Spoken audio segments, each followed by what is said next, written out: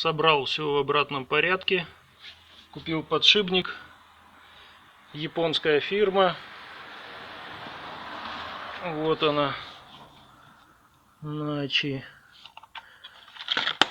Это вот старое говно. Вот он. И люфтит, и скрипит, и хрустит.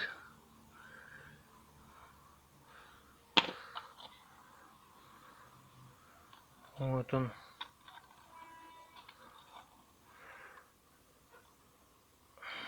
Так, я так думаю, размер, наверное.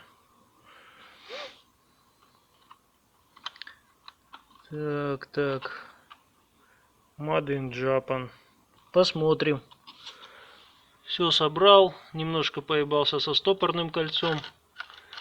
Некоторые говорят, что надо снимать весь компрессор. Я не знаю, для чего это делать. Я его не снимал. Поставил на место натяжной механизм. Сейчас накинем ремень и проверим все.